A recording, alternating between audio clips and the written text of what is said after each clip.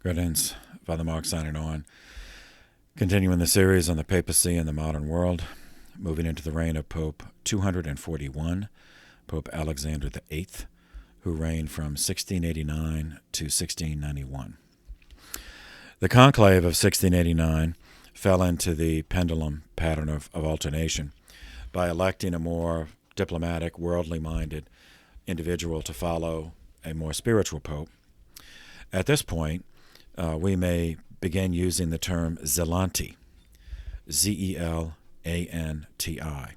Just means zealous, the Italian word for zealous, to describe these more spiritual popes who would later be referred to as ultramontanes or integralists or conservatives.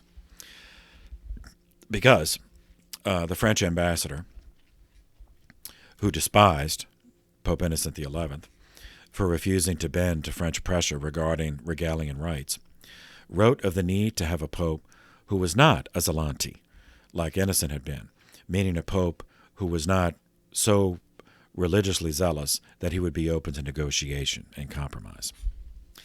It was intended as a term of disparagement, but those who were so called soon adopted it as a badge of honor.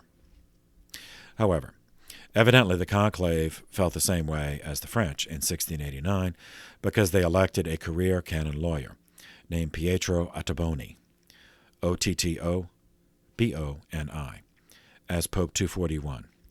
He reigned for 16 months under the pontifical name Alexander VIII.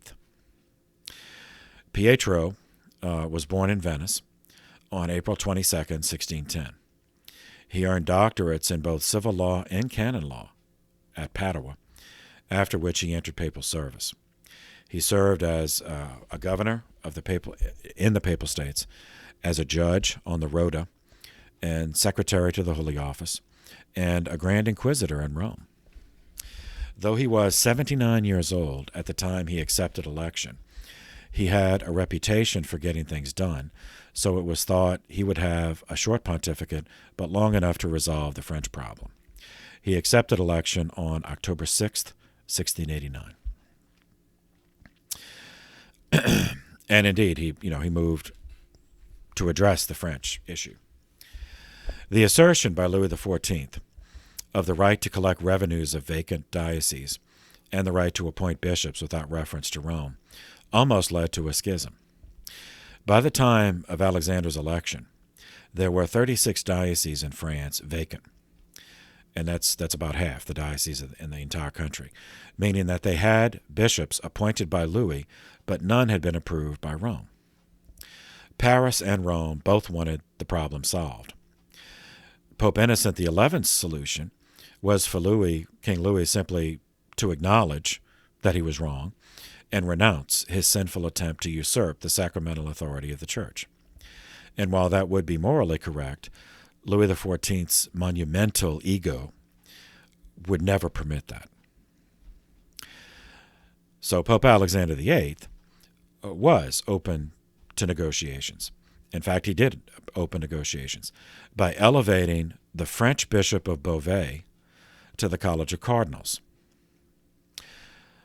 Louis recognized this as an overture and responded by withdrawing his troops from the papal enclave of Avignon, which he had occupied in the previous pontificate in an unsuccessful attempt to intimidate Pope Innocent XI. The next step was to regularize the hierarchy in France. Louis wanted all of the men he installed to be recognized. Alexander VIII was willing to do this, but in return he wanted them to renounce the 4 Gallican Articles of 1682. Louis refused to agree to this. He wanted to keep the Articles as a bargaining chip to use against the Holy See in the future. Pope Alexander then used his contacts in France to attempt clandestine negotiation, using, this is just what happened, using one of the mistresses of Louis XIV, Françoise d'Aubigné. That's a D''Aubigné.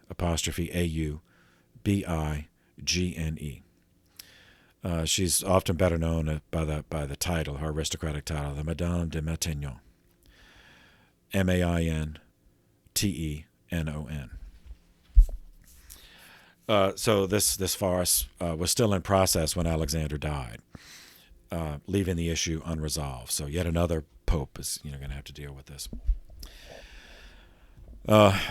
More theological fungus continued to grow. Jansenism, yet again.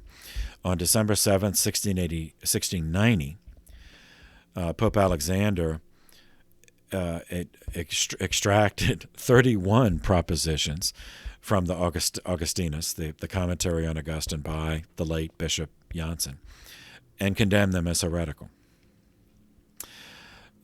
Quietism, that other heresy that left over from the previous reign. Pope Alexander sentenced the followers of Molinos, the Quietist, to prison.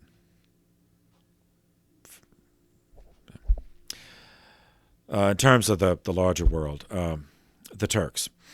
Heavy recruiting to help Venice against the Turks made Pope Alexander unpopular with his people because they didn't want to go fight over this.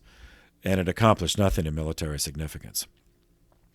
And that was it. Pope Alexander died after a reign of 16 months.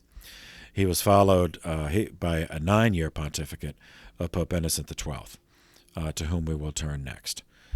So for now, that's it. Thank you for your attention. This session is adjourned.